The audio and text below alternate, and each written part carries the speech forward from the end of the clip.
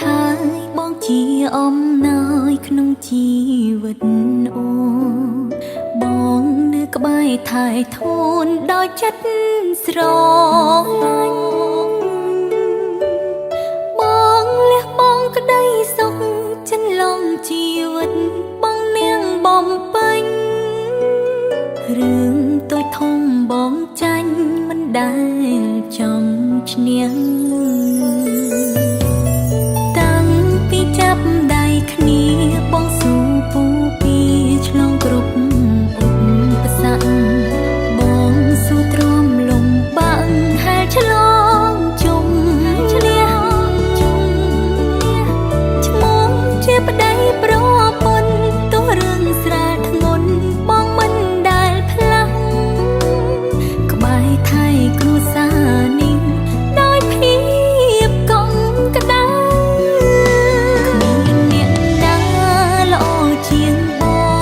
ងស្វាមីល្អរបងអូ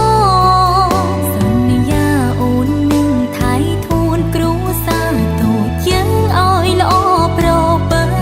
គ្មានអ្នកណាស្មើនឹងអូនជាងបងទៀតទេលោកប្តី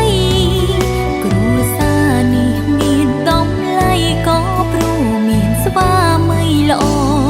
ដូចបង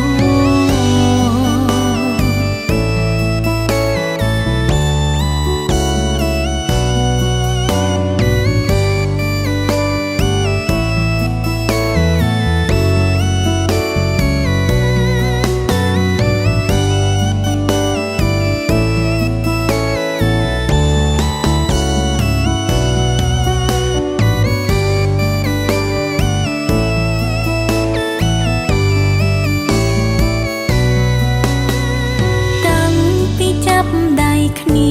បងស៊ូពូពីឆ្លងគ្រប់ឧបសគ្គបងស៊ូទ្រាំលំបាក់ហើយឆ្លងជុំឈ្នះឈ្មោះជាប្តីប្រពន្ធទោះរឿងស្រាលធ្ងន់បងមិនដែលផ្លាស់ក្បែរថែគ្រួសារនេះ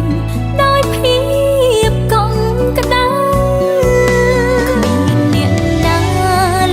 ជាងបងស្វាមីល្អរបងអូ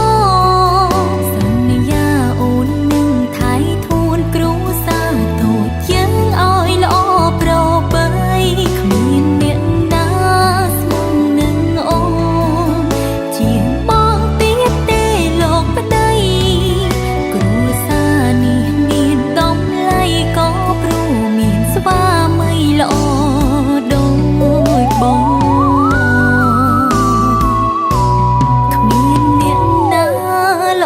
ជាងប